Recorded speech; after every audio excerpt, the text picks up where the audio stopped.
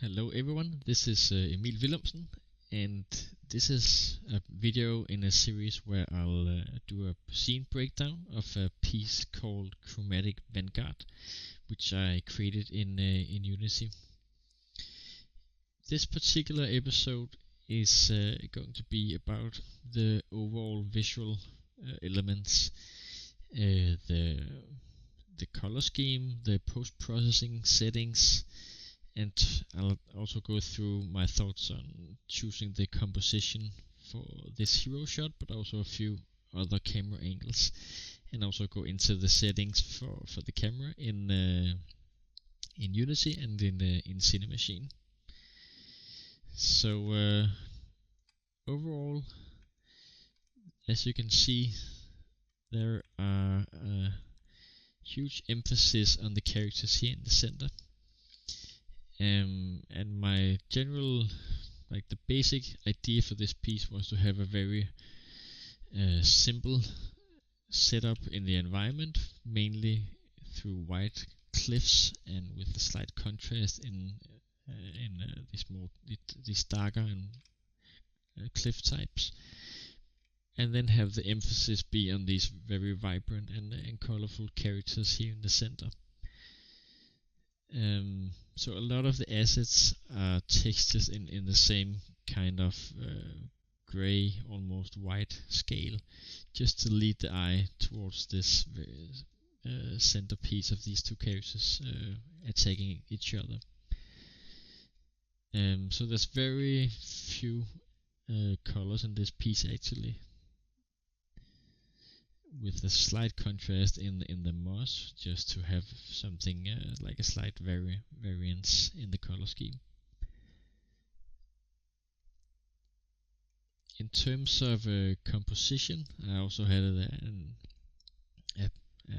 a basic idea of trying to frame everything around these two characters, so these back pieces have this kind of circular shape to them, which is a thing that again goes in the character's motion here. So just trying to frame these kind of circles towards the center. So this kind of circular motion, also seen here in the bridge, is a key component in the composition for this hero shot and for the scene in general.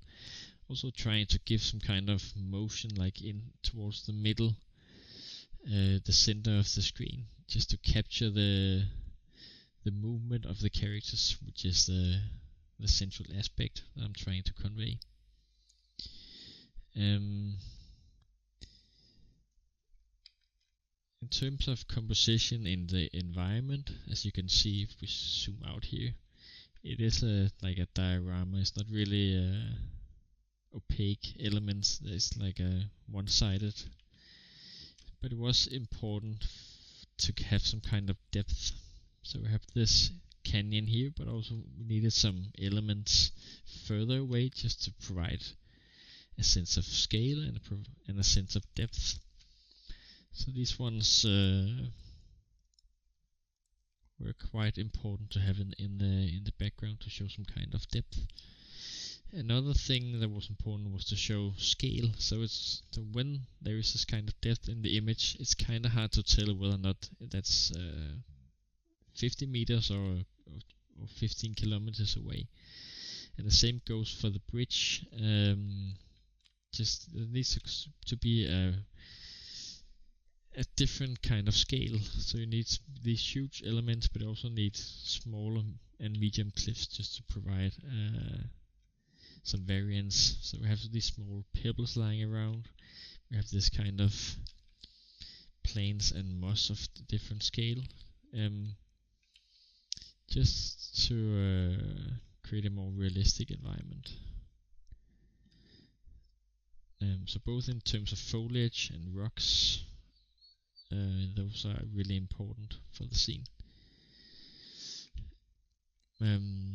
The last piece is this to show this kind of direction in towards the middle, is these swords, which was added to again lead the eye towards the center of the composition. So if we go into the Unity setup, I can walk you through the post-processing. So they are all in one global volume. And as you can see, it's pretty limited as to how many effects are actually added to this piece. Of course, there's an HDR sky, as you can see, which a pretty high exposure, meaning it gets a lot of indirect lighting from the skybox. And you can rotate it, and you can see it makes a pretty big difference as to what kind of rotation it has. The light changes pretty dramatically. So that's the HDRI. We have bloom effect on, which is pretty essential because the characters are supposed to be a bit supernatural and have this kind of glowing effect, and bloom is just add that extra touch of glowing feeling to the characters. So it is quite subtle, but really important. As you can see here, just adds these kind of glowing effects to the brightest parts of the image. The tone mapping is set to aces. For color curves, there's just one adjustment, which is the color of the sky. So I wanted it to pop from one direction, so you can see I only saturated the blues, and not the rest of the chromatic scale. And just because I wanted it to be from this angle, I wanted the sky to pop a bit more,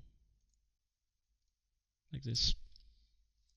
So that's the color curves. We have some color adjustments, which is a slight post-exposure, a bit of contrast, and a bit of extra saturation. So not that much. You can barely see the differences here.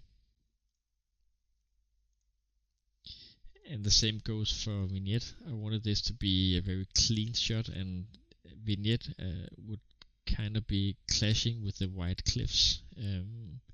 So there's just a very slight vignette and a very slight chromatic aberration, as you can see in the corners over here. So that's it, and you can see in the right hand side here in the game view that there is actually there's a volumetric fog, which we have in a fog volume here. I'll toggle it on and off so you can see it just provides again a sense of depth in the scene.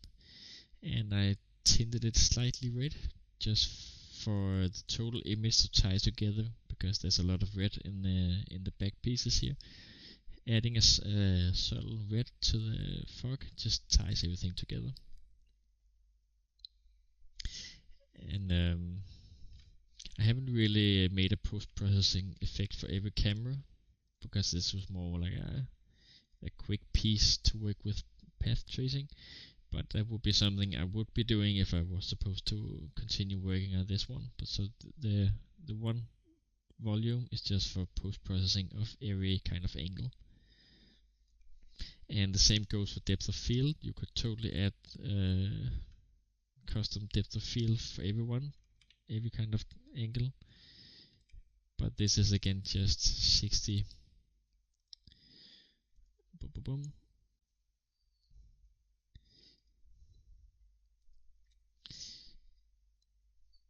So this is like my overall thoughts on the visuals for this piece. There's not a lot to it.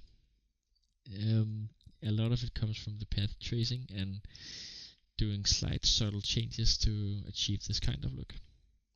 So I hope that this was a useful introduction to my thoughts on this piece.